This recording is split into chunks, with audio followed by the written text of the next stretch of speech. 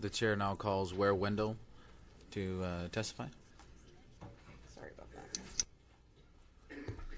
Thank you, Mr. Chairman and members. My name is Ware Wendell. I'm the Executive Director of Texas Watch. Texas Watch is a nonpartisan nonprofit group that protects policyholders and consumers. We've been doing so since 1998.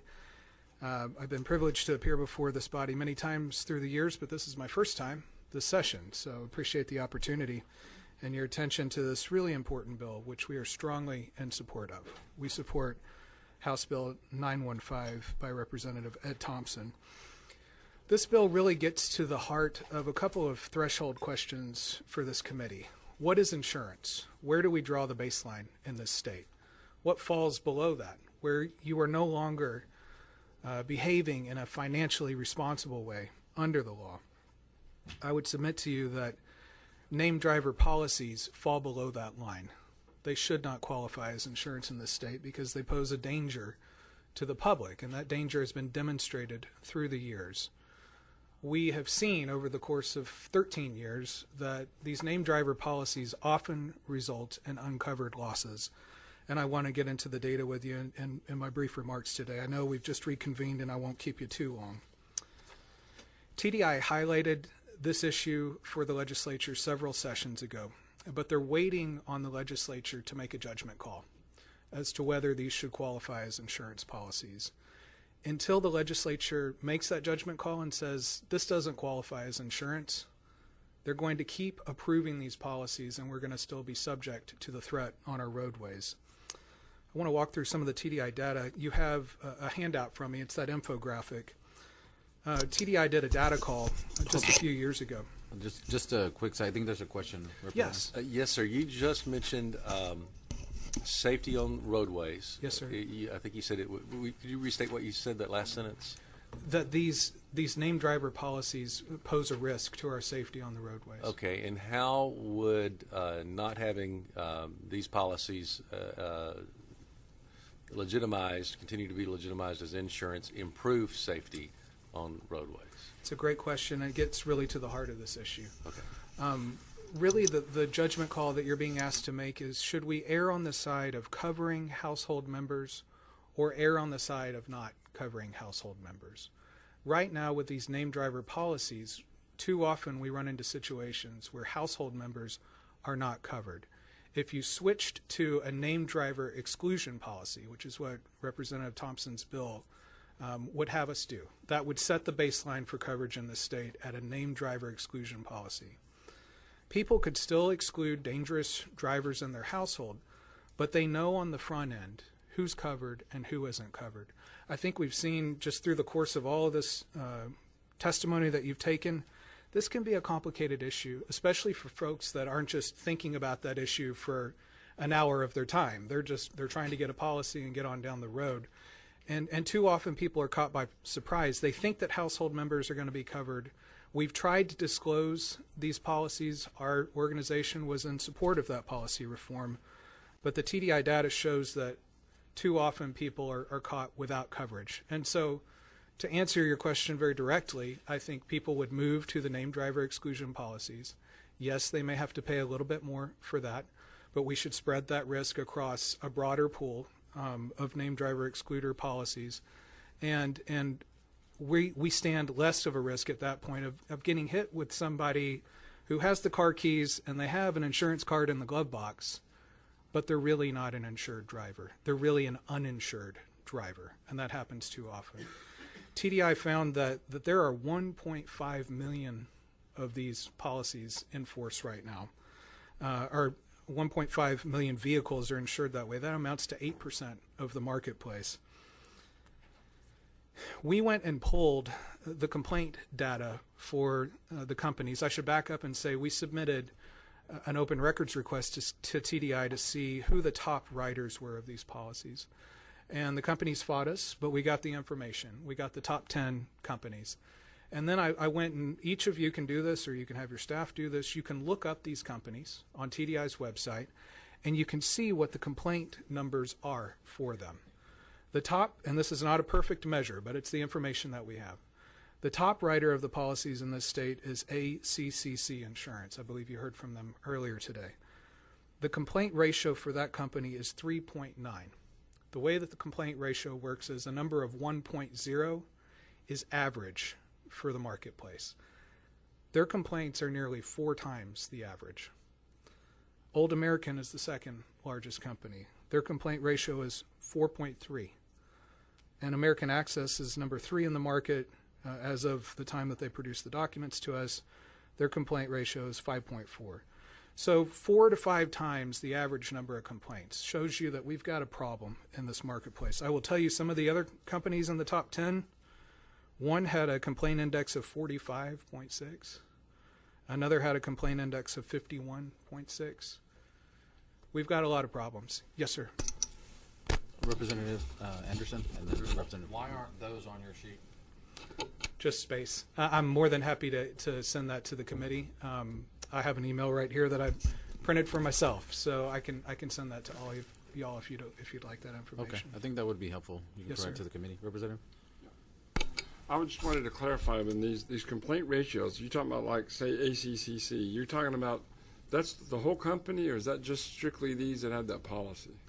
Those are their automobile complaints. That's the way TDI codes it. For all their products of auto insurance. I believe that's correct. I don't know that it's by policy form, Yeah, and I don't know that information exists. Perhaps TDI could specify it down to that degree. I'm not sure that they could, but I believe this is, from the testimony given, this is a big part of their business model. Yeah, right, because he did say that was a large part of their business, and then this is in there at that point. Yes, sir. All right, and, thanks. and in the same email, Representative Anderson, that I send to the committee, I will give you the exact language from TDI as to how they code these complaint indexes, so you have the benefit of that information.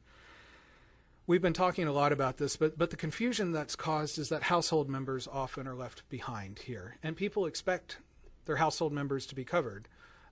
And Representative Thompson's bill allows for people to be excluded, but when you write down that your 16-year-old son is not going to be authorized to drive this car because you don't trust him to drive safely, it burns that into your memory at that point in time. The last point is that phantom policies, and that's what we call this because it looks like insurance, but in practice it isn't really, are 1.5 times more likely to end up in a claim closed without payment. Here are the exact figures. So for named driver policies, this again is from TDI's data call survey in 2015. For named driver policies, 39% of the claims were closed without payment. And for the standard market, and they have it coded standard or other policy, it was 26%. So that's 1.5 times more likely to be closed without payment. When you break it down to claims closed without payment due to non-covered drivers, named driver policies are twice as likely to be closed without payment because you were hit by somebody who did not really have insurance, even though it looked like they did.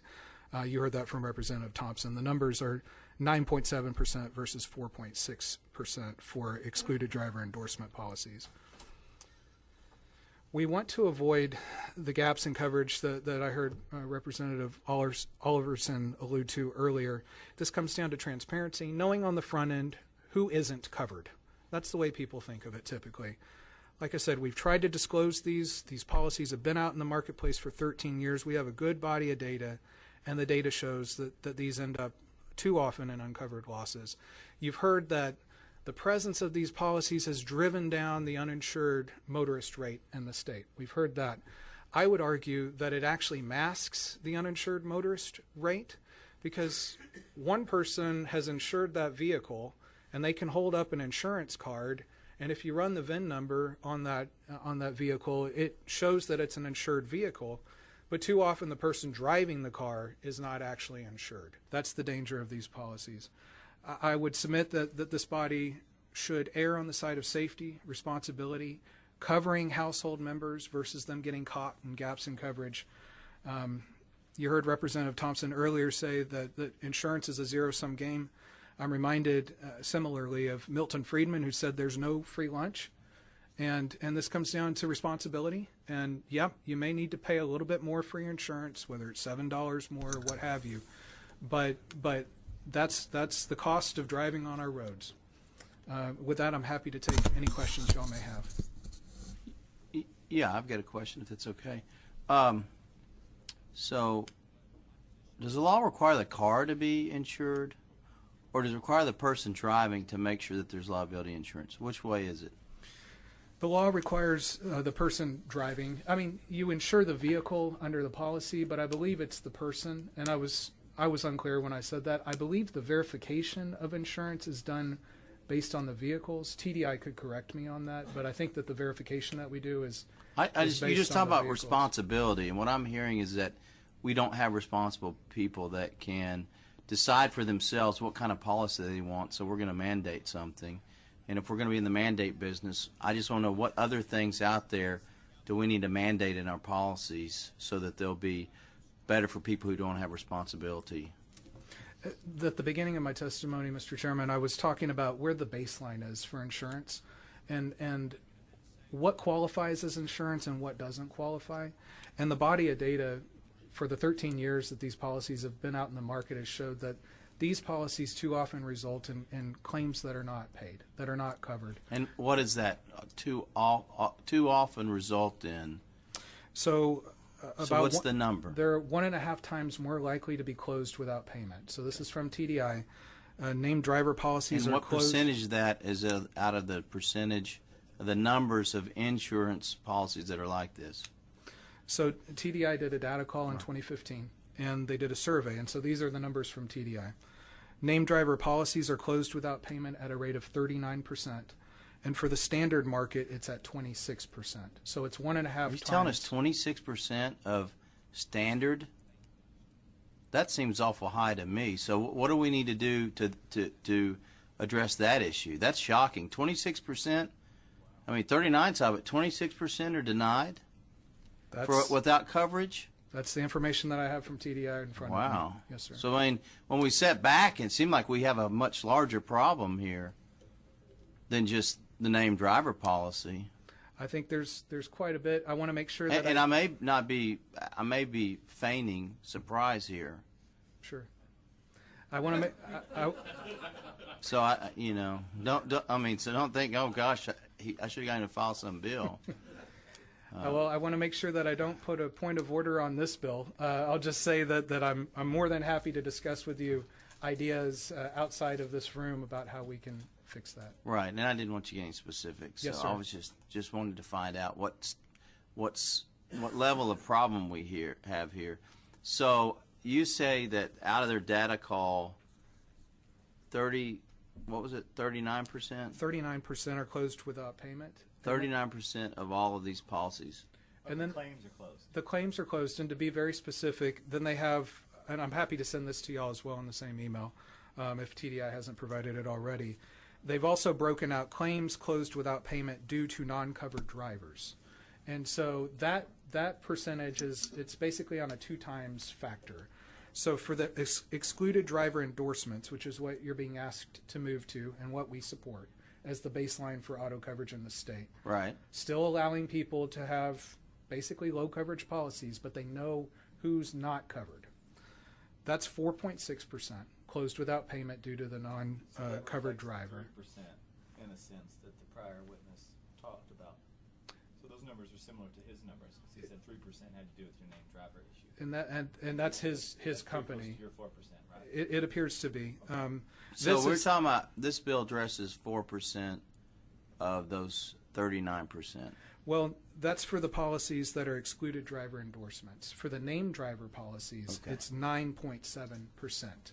So it's twice as many claims are closed. I see what you're saying, twice as payment. many. So Yes, sir. that data call. But we're still talking about this bill affects 9% of the claims of that data call.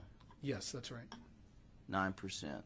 Where somebody else, they denied it because it was closed based on that basis. Claims closed without payment due to a non-covered driver. That's the field here that I'm looking at. Okay. And still the other one. So I'm shocked. Why do we let there be any exclusions? I mean, because you're saying the other one that's not the named driver, there's still how many percentage? 4.6% for excluded driver endorsements. So 4.6 for excluded driver endorsement. That means that 4.6 of those claims, the person that bought the insurance allowed somebody that was specifically listed as not being a driver drive their car. Presumably, yes. Well, what other ways could it be? It could have been, well, the 4.6% here for the non-covered driver, yes, you're right. For that, I'm sorry, I was thinking about the other field, claims closed without payment. They slice it again. Right. Yes, you're right. So 4.6% of just normal insurance, they're excluded because they were told when they bought that contract, they knew that they weren't supposed to let their whoever drive, and it was listed on there. So that's an exclusion as opposed to what this bill deals with. The only people named can drive. That's right. It would not, based on this. So don't data, you think? So do you think we should change and not allow for any exclusions and just allow that everybody in the household could drive regardless? I think. Thank you for the question, because this is what I wanted to close Because on.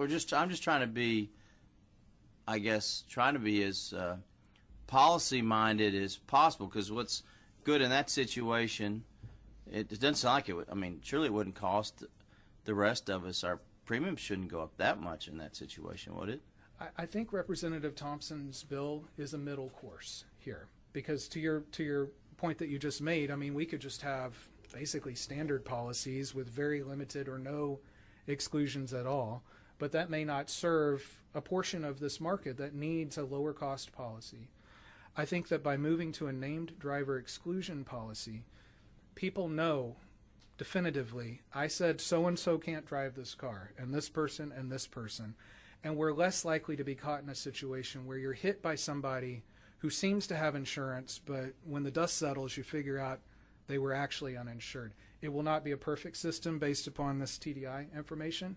The number would go from 9.7% closed without payment to possibly 4.6%, but we cut that number in half of people who just got hit by an uninsured motorist. And do your numbers tell you how many people will be priced out of insurance at that point? No, sir, it doesn't speak to that. Okay. Have you done any research on that or thought on that, or have you talked to any statistics? Haven't done independent research. Perhaps TDI could speak to that, just based on the previous testimony from the gentleman who prices these policies on vehicles that he's sold.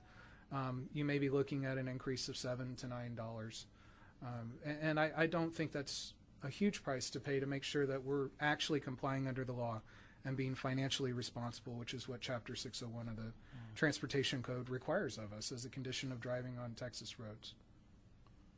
Yeah.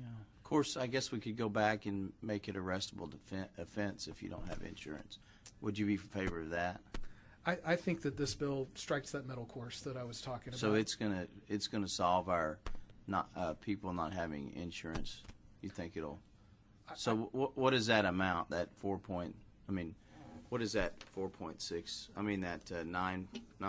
What is it? 9.7 versus 4.6. So I don't know. 9.7. How many people are we talking about? I don't know that I'm doing this math correctly, and I'm sure Janae or Brian could correct me. They're much better at math than I am from TDI, but I believe the data that they evaluated was 18.3 million vehicles. And so perhaps that percentage is taken from that, or actually I think the basis would be off of this 1.5 million vehicles for the named driver policies, and then you were actually looking at 1.4 million policies for the excluded driver endorsement. So you would multiply 1.5 million by 0.097 and then 1.4 million by 0.046 to get that actual number. So out of those named, you said the name excluded. Do you have in there, have they cut out those policies? Do they show how many of those policies had no, did not allow for, what do we call that? The people that just come over and just, like your neighbor, you're going to let your neighbor drive your car and Permissive. not check they have insurance? Huh? Permissive. Permissive. Is that broken down there? No, sir, they don't break that out. But that's really the public policy question for y'all. Right now, people think that if I give my keys to someone, they're covered on my policy. That's what Why did they happens think that? It's just the way it works in practice. They think it's my policy, it's my car, I'm saying they can drive it, and that's the way it works. But what happens with these named driver policies is permissive drivers are covered if you're outside of the household. But if you're inside of the household, you're not covered. And you understand why that is. That's a known risk that they can address, and they assume the risk that probably you're not loaning your car to your neighbor if they've been drinking or if they're not a good driver or something. They're going to use some judgment. But Yes. I think No, I do understand that, yes. I mean, but I guess we're just assuming that these people that buy these kind of policies don't have good judgment at all, or no, they don't have judgment.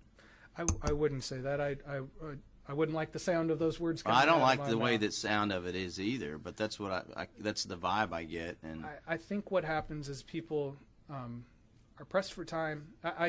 We hear from a lot of consumers who find it very difficult to shop this new market now because you have such a proliferation of policy forms. We did an open records request a couple of years ago from TDI and asked for all the policy forms that had been filed and approved for homeowners and auto. And out of thousands and thousands of forms and endorsements, only 4 had been disapproved. And I think 3 of those were actually endorsements. So you have all of these variations in coverage. What ends up happening is people are pressed for time. They're feeling, their family finances are bearing down on them. And oftentimes, for a segment of the market, they're trying to find the most affordable coverage. And that's how I think you end up in some of these named driver policies. I'm not going to represent to you that named driver exclusion policies will be as cheap as named driver policies because they are going to cover more people. They're going to cover more household members. So the cost may go up some, and I think TDI could probably speak to what that is. I don't have that information. But as a public policy matter, I think we also need to think about the costs that are imposed upon those families that are hit by drivers who turn out to be uninsured. And those costs can be catastrophic for them. right, those that are uninsured, but we potentially could be making it more people uninsured because we drive up the cost for the insurance. And that's where I come back to. I really think the presence of these named driver policies actually understates the number of uninsured motorists in the state because you have people with car keys and an insurance card in the glove box. But if they get into a wreck, you find out, oh, wow, they're really not insured under this policy. Yeah. I just think that it's interesting how we can just waive responsibility for people when you have to have insurance whenever you drive. I'm having a hard time accepting that it's okay. So that's what I'm saying. So why don't we do away with named exclusions as well? Just let's be consistent here. I mean, let's do that completely. In fact, let's just have one policy so there's no confusion. And our insurers can only write one policy. And that means that probably that policy is going to go up. But at least everybody know exactly what it covers. I mean, that to me to be consistent. So We see this as a middle course, and that's why we support it. Representative Turner. Thank you, Mr. Chairman. We're good to see you. Sorry I was late, so I didn't hear all of your testimony. But Not at all. I remember this bill from a previous session on this committee that Mr. Thompson, or Representative Thompson, brought. Isn't the issue kind of? I recently bought a new car, and I just went online on my insurance and updated. Got a new, here's my new car. Take off the old one. I think I did it online, or I may have done it over the phone. But in either case, don't people just kind of get in their heads when you're insuring a vehicle and it's this vehicle's covered, this vehicle's not covered, and people sort of have a preconception that the vehicle is covered regardless of who's driving it. I think that's right. I think people end up thinking that they're covered often, thinking that they're being responsible often, and then you end up with this terrible situation where you talk to the insurance company and you find out on the injured party side, oh my goodness, there's not coverage there to help me. And on the named driver side, thinking, oh my gosh, now I may be individually liable where I thought I had insurance. So it's not good all around. People get caught unaware. Thanks. Representative Paul? There's been a little bit of testimony going on back and forth and adding to the confusion on these named driver policies. As you know, Chairman Phillips was just mentioning this too about this, the neighbor borrowing your truck to go get a load of dirt. And seems like the testimony of some of the citizens that were coming in was this is what happened. They threw the keys to somebody, went wrecked a car, and they didn't get covered. I think Vice Chair Munoz mentioned in somebody that happened to him in his district. But at the same time, we hear all this testimony. No, these policies actually cover the guy next door, but not your family inside your house. What is your opinion of what's covered in these and more typical? Is it really more typically they do cover the neighbor, but not the family members, which is obviously how the policy is set up? I mean, I guess the nut of the question is, how many of these policies out there cover this neighbor and how many don't? It's a great question. My understanding is that the named driver policies would cover your neighbor, but they wouldn't cover your son. And that's the situation that people get caught in, where they think that they're going to be covered because it's a household member, and they just aren't. And the numbers show that twice as many of those policies end up being closed without payment because that driver was not named. Are there any of these policies that don't cover the neighbor? Does that exist? I'm not sure. I don't want to misrepresent anything to you. I know that there's a wide proliferation of policies. I imagine TDI could speak definitively about that. Okay. Thanks. Members, any other questions? I guess I just had two questions, and one is, are you aware of additional fees being charged by the companies when the people go to purchase this type of insurance? So, for example, they go and they purchase something that's advertised at $29.99, but then once they're there, they're getting charged $5 for this, $10 for that. So by the time they walk out of that office with that insurance that they were going to purchase for $29.99, they've paid $30, $40, sometimes $50.